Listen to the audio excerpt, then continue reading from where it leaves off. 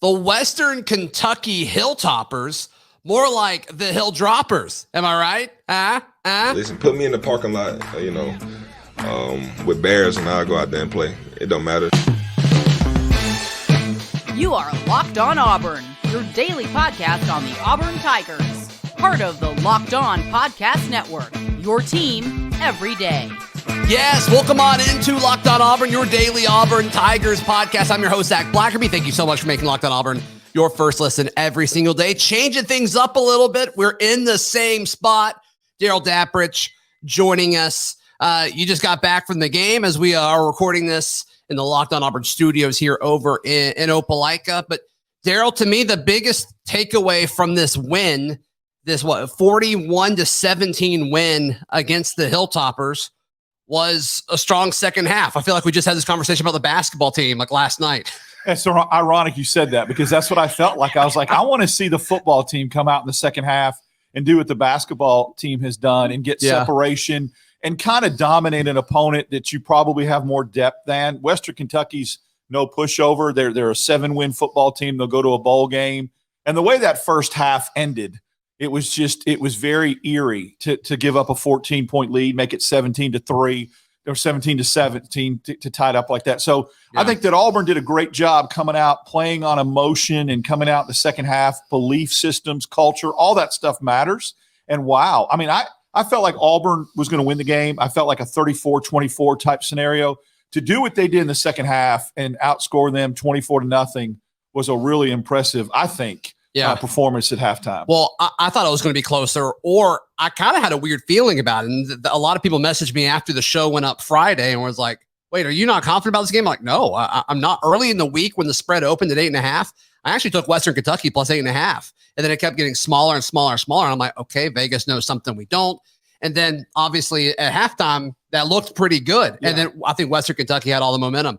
But what Auburn did in the second half is something that I think Auburn fans have been begging for. And whether we like it or not, this year, Western Kentucky and Auburn are more even than we would all like to admit. Mm-hmm. And we've seen when it's been close, as far as, like quality, overall quality of a football team, Auburn hasn't looked anything like that in the second half. But you just look at the offense, you look at this defense, and they wanted to win this game. I don't know if it was for their seniors. I don't know if it's because they want to fight for bowl eligibility next week in the Iron Bowl. I don't know if it's for Carnell Williams and the staff or for each other. It doesn't matter. Whatever they played for, they played at a level in the second half we have not seen yet this year. And I'll give you a good comparison. Think about a San Jose State team in game 2. I think if Western Kentucky and San Jose State plays, Western Kentucky beats San Jose State. I think they're a better football team. They beat the brakes off. They beat the brakes off of them. Look at how Auburn played in the second half and had to get a Robbie Ashford run around right end to seal that game against San Jose State. Mm-hmm. Did not play well at all. Really just kind of, got out to a little bit of a lead, but played really ragged, kind of really unequal football in the second half. San Jose State is not the football team Western Kentucky is. They come out against Western Kentucky, again, a team that's won 7 games. I know they lost to Indiana, they lost to Troy, they lost to some teams that you can look at as a measuring stick. Yeah. But Auburn came out in the second half and completely took that game away and stepped on when they had a chance to step on their throat, they did. Yeah. And that was the difference. The field goal just to go up 20-17, to me, it didn't feel like enough at the time. It didn't feel like enough, but it shifted to me the momentum and the barometer a little bit. I felt something in that drive. I felt something move a little bit. Mm-hmm. And so after that, they just kind of got separation. They piled on. Look, that offense that Western Kentucky runs is very difficult to defend. It's fun. They did all kinds of stuff. That quarterback gets the ball out very, very quick. Watching the game live and watching it from 2 different perspectives, in the upper deck in the first half, second half right on the 20-yard line, lower level, you can see what they run. They always get receivers open. There's always and Auburn had a hard time. They had 1 sack. I mean, they could not get to that kid. I guess his name was Reed. I believe that was his name, the quarterback. They couldn't get to him. Austin Reed. And he got rid of the ball so quick. And he was a kind of a bigger guy. He's not very mobile, but he had a real quick release. I was getting very frustrated. He was mobile in the sense of like he can move in the pocket to extend the play. He could. Yeah. And he gets the ball out quick. A couple throws were head scratchers. He missed some wide open dudes with overthrows. The Jaylin Simpson interception which I thought was huge. He missed a wide open guy in a seam route. But he did what he was supposed to do. And the middle screen, the middle screen before half was wizardry, man. That was a great call. Yeah. I looked at my wife. I'm like, that was an incredible play. I'm not even mad about that. Yeah. Two sacks. The last play that Auburn had on defense was a Hayden Bryce That's sack. right. That's right. I was actually walking back to the car. And then that was when a backup quarterback was in. Yep. And then Dilla Brooks with the other one. That one was a lot more relevant as far as, impacting the game. But still, I'm with you. I wanted Marcus Bragg to get a sack against his former team. I did too. And I think this coaching staff did too. They put him in situations to do it. He just couldn't win consistently one-on-one, or he'd get so close and they'd empty the ball out so fast. But yeah, there was a lot of things. I want to go back to what you said about, okay, when Auburn was in a situation in the second half to kind of step on their neck, right, to just finish it.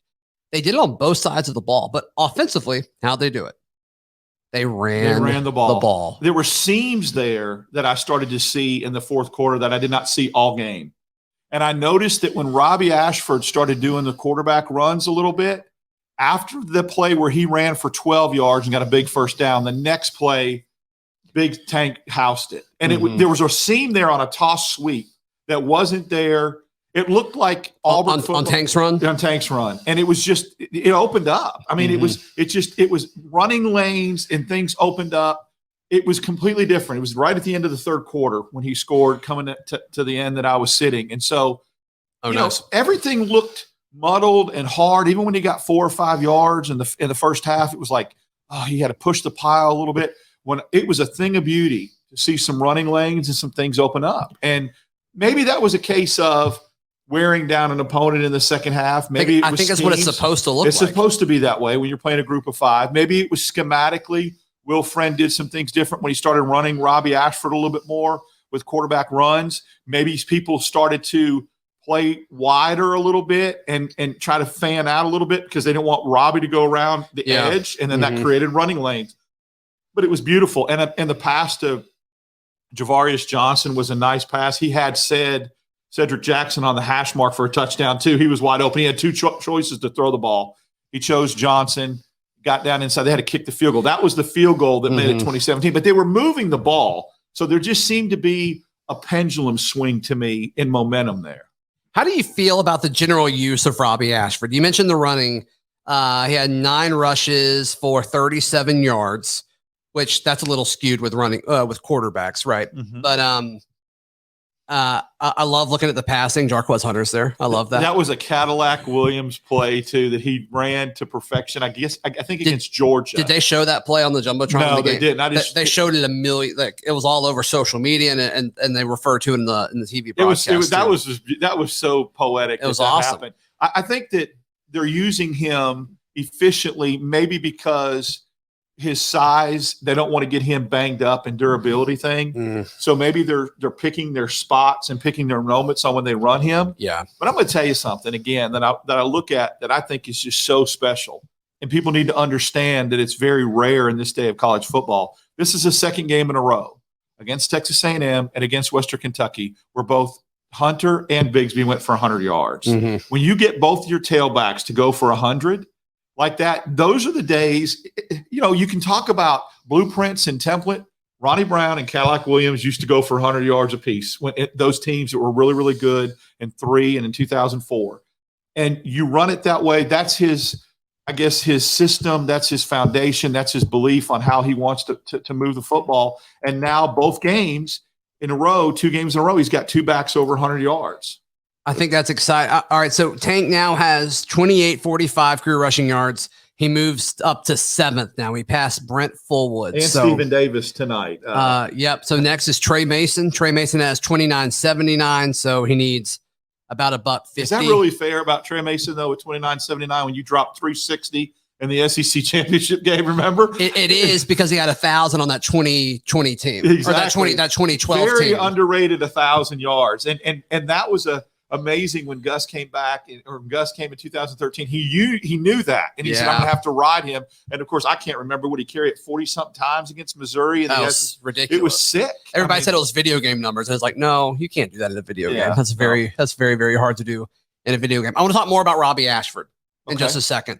But first thing, Let's talk about our friends at Simply Safe. If you thought about securing your home with home security, but have been putting it off, you'll want to listen up. Right now, Locked On Auburn listeners can order the #1 rated Simply Safe home security system for 50% off. This is their biggest offer of the year, and you won't want to miss it. I should have had my Simply Safe system activated. When Darrell showed up to my house, it would have sent alarms blaring everywhere. It would have thrown you off a little bit. What I you think. Want to do when Darrell comes? I think so. Yeah. Hindsight's 2020, but be sure to check out our friends at Simply Safe. So don't miss your chance to save big on the only security system that I recommend. Get 50% off any new Simply Safe system at simplysafe.com/lockedoncollege.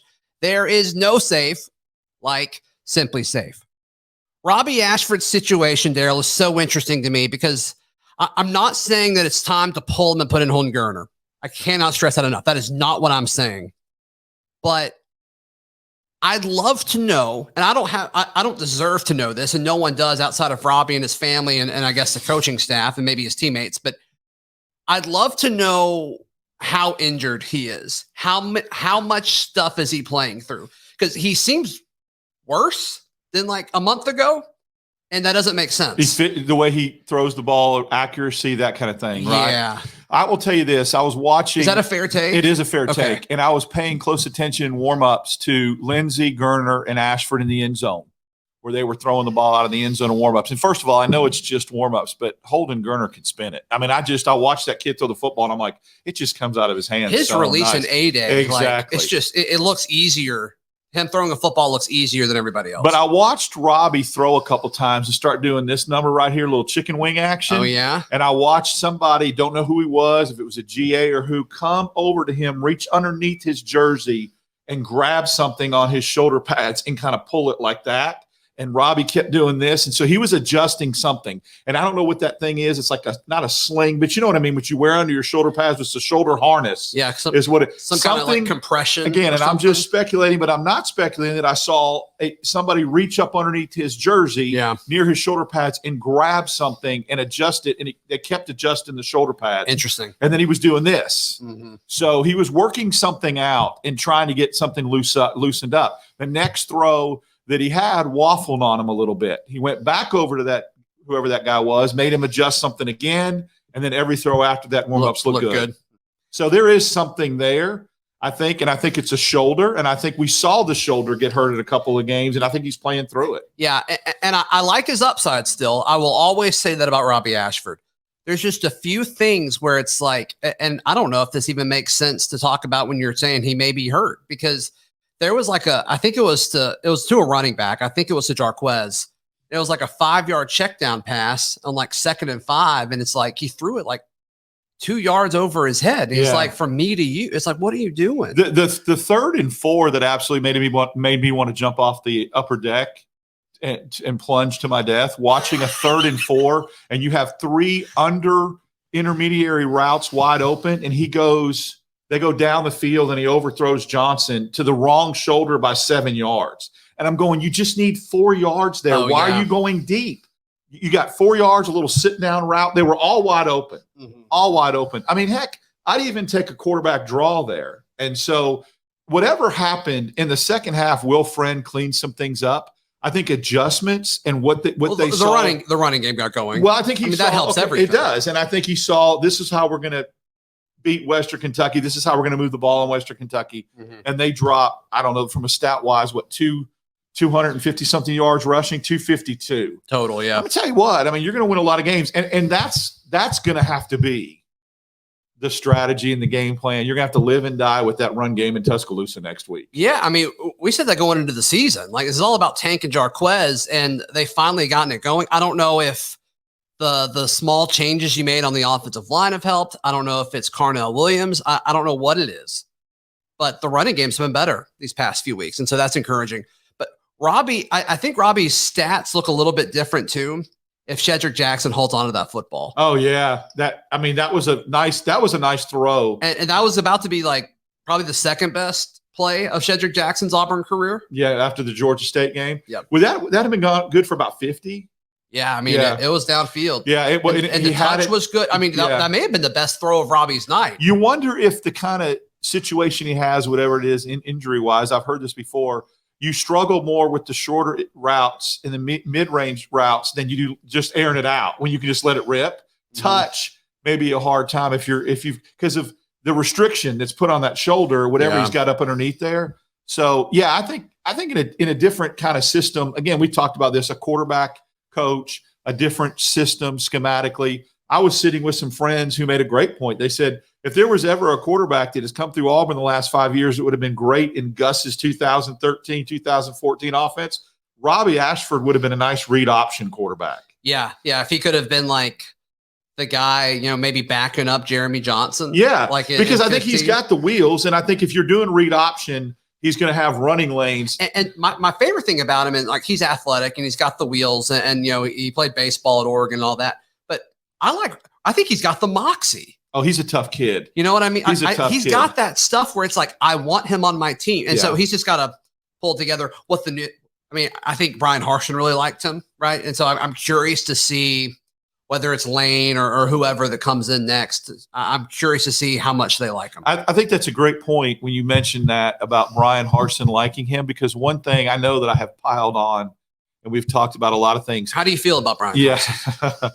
I think that one area that I will give him some credit is the guys that he went after in the portal. He did some pretty good evaluations on and have contributed for Auburn.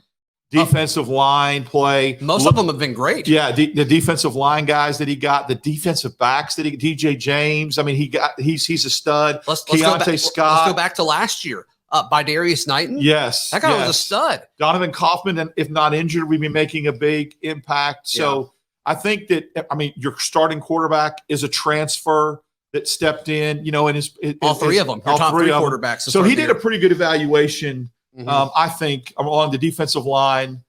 He missed at linebacker. I really thought Asante was going to play and contribute and give Auburn more. Yeah, I wonder how much of that is he had to miss so much, time with his father passing away, and I'm sure there's a lot of stuff that goes into that. So I don't even know if that's about football with Asante. I don't think that's entirely. Only Miller from West Virginia did he miss on in the secondary too from last year. Didn't hardly play it at all. But other than that, it's really the only one he missed. Morris Joseph, I thought, would play more, and I don't know if that's just a rotation thing or what. He played a lot more Saturday night, which I think is good, but that may be the biggest miss because Marcus Bragg, they knocked that out of the park. Well, he has been big because of depth, and with Marcus Harris doing some things, and if you get anybody dinged up, Marcus Harris, another transfer. Jason Jones, stud. So I'll give him credit on some evaluation of transfer guys. Some guys have stuck and some guys have contributed. Yeah, and I think most of those guys will be here next year, which is great, assuming they don't want to leave, which I don't think many of them. I don't know why any of them would. They're all starting for an SEC team. Why would you leave? So that'll be interesting. All right, let's talk about general impact. Okay, the impact of this game, and I also want to highlight a few of these DBs that I thought were awesome. But first things first, today's show brought to you by our friends at Nissan. This week's thrilling moment in college football is brought to you by Nissan. The thrilling designs behind the new lineup from Nissan are intended to empower drivers and vehicles as capable as the driver themselves. When I think of unbelievable abilities on the field for this week's thrilling moment, I've narrowed it down to two, Darrell. I'm going to allow you to have the tiebreaker here. What if it's the same two that I have? Tank's run. We haven't even talked about Tank's run and the pick six. DJ James pick. Because I felt like the game was over before DJ James pick, but that really absolutely sealed the deal. So I will say DJ James pick because he dropped one earlier in the first half. He did, To come back and get that and get the pick six was, I think, why we'll have to give him as an impact. Yep, I agree with you. DJ James, friend of the program. I'm all about it. This segment has been inspired by the new thrilling designs featured across Nissan's new lineup of vehicles. Pursue what thrills you, like DJ James pick sixes, in the all-new Frontier, Armada, or Pathfinder today. Available now at NissanUSA.com. I want to talk about these two DBs.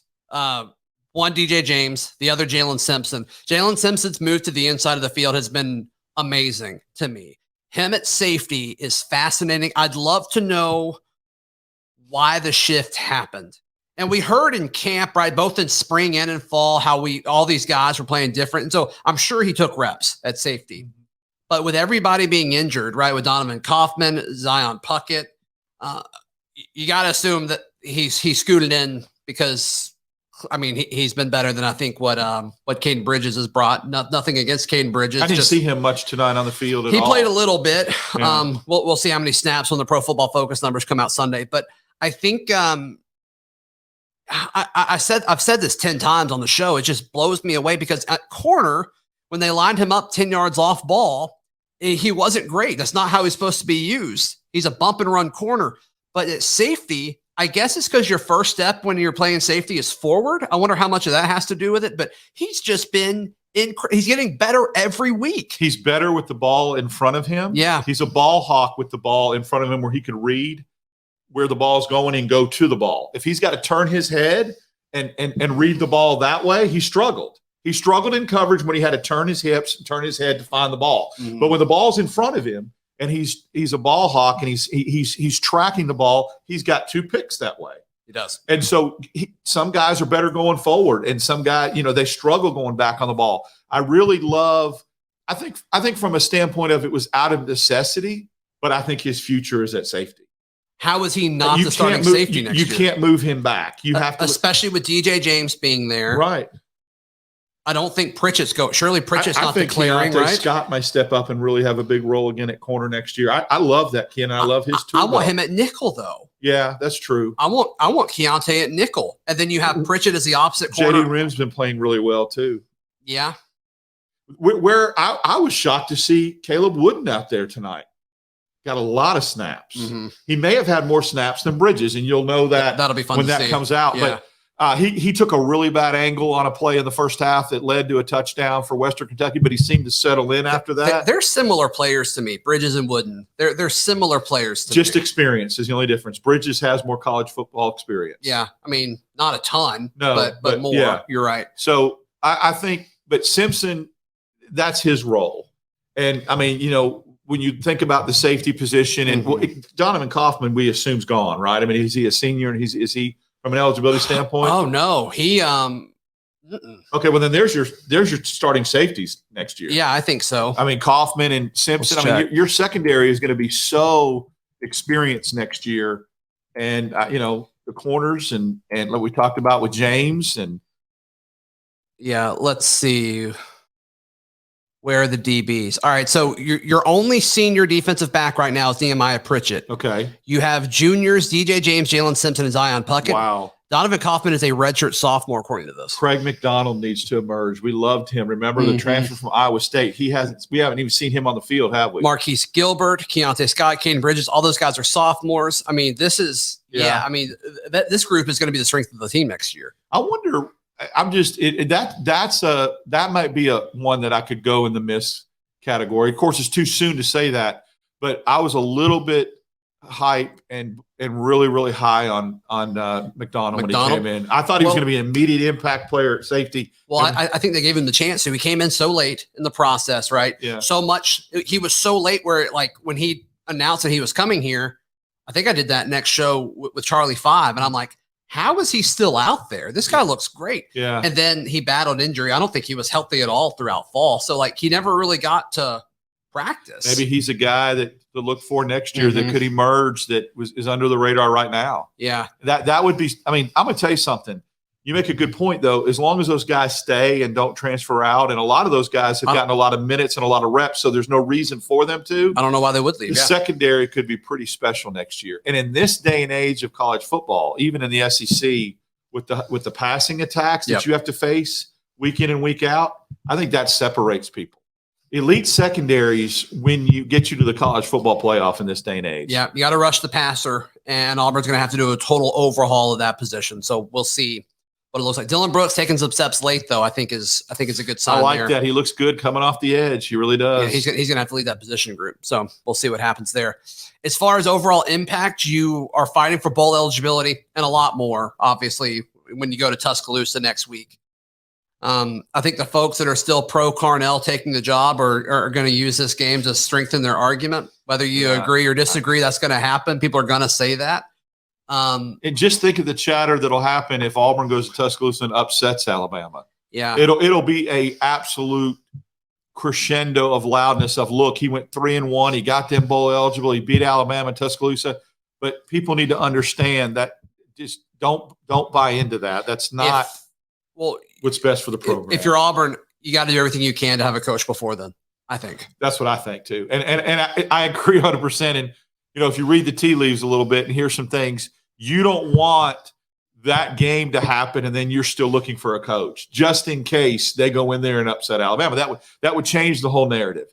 I want somebody, even if it's not released to the media until Monday, I would like somebody at least from an Auburn perspective, even if the fans and media don't know about it, signed, sealed, and delivered before that game's played. Yeah, we'll see. We'll see what happens there. And also just a great win for this senior class to go out. The senior class has been through a bunch, 2 coach firings. They've played and they've stuck through Auburn in this world of college football where you leave if, some of the coaches you like are let go or leave the program for various reasons. And these guys stuck around. They stuck around through COVID. I mean, this class has been through a bunch of stuff. So I think several leaders in this class, John Samuel Shanker, Owen Papo, regardless of what you think of his play this year. Derek Hall, Colby Wooden. I mean, this has been a great senior class. I'm going to lump Brandon Council in there too, just because he's had to do so much. He really has. He's changed positions and he came from Akron, so like he wasn't at Auburn his entire career like those other guys were, but still, this is a great class. It's been a fun class to talk about these guys for the last several years. I'm glad they got to go out their last stint in Jordan Hare with a win. I think if there's ever an Auburn senior class that deserves to have a bowl trip, it's this one. And unfortunately, I just hope they do. Now, again, we keep talking about bowl eligibility. As of last night, leaving Jordan Hare Stadium, I was checking some things. There's a lot of teams, my friend, that haven't got to that 6-win plateau as far as bowl eligibility. Now, you know what happens in that scenario. The bowls can pick 5 and 7 teams.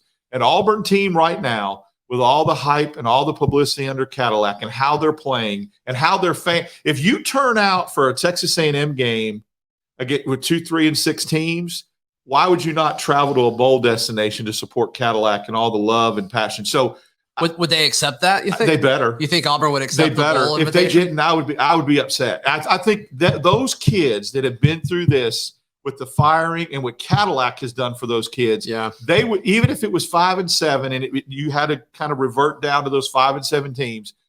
Absolutely, you do. You owe it to those seniors that have gone through all that and stuck with Auburn, and then you get those extra bowl practices. Why the crap would you not want to? And I would love to see Cadillac coach in a bowl game.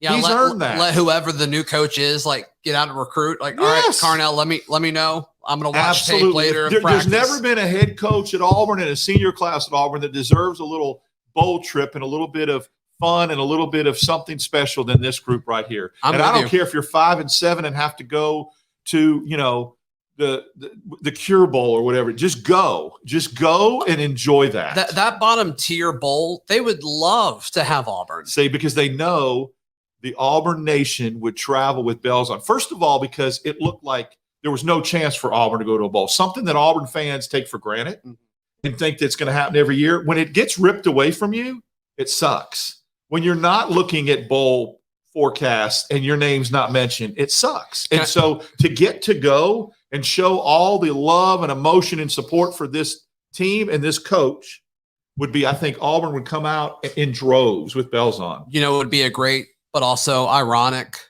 bowl destination. And I don't even know if it's still a bowl. The Idaho Potato Bowl. Play on that blue field. We know some people that would be there. I'm sure they're in town. I'm sure they're in Boise. That would be hilarious. That'd be hilarious. I think that's the thing about Auburn Nation. You could go just about anywhere in the Southeast. You could go to Shreveport and they would come out, the Texas Bowl, which is one in Fort Worth. There's a lot of bowls that they can't fill their slots with teams that are conference aligned, that don't have 6-win teams, that would take Auburn in a heartbeat because of how they travel and what they've seen the last 2 weeks. There's no question about it. Darrell, how can people check out everything that you have going on, brother? Well, at Dapp6410, you can get me on Twitter, at Dapp6410. Also on Monday mornings on WANI with Ben Taylor from about 7:10 to 7:30. Right. And we get to do a little sports segment there and have a really good time. So talking sports, and then obviously our little basketball things. Our next one's Tuesday night. We've got a ton this week. We've got 3 this week that we're going to try to figure out. Tuesday and Wednesday with the boys in Cancun, and then the other one's Sunday. Yeah. So Well, it's the holiday season, so we're going to try to make all of those work. We should be able to have shows all 3 days. We'll see. We may not be together on some of those. I'm going to be out of town. Yeah, we'll figure it out, though. We will do everything we possibly can. We'll be back tomorrow on Locked On Auburn with Lindsey Crosby as he joins us every single Monday. You can find all my written work at auburndaily.com. This has been Locked On Auburn.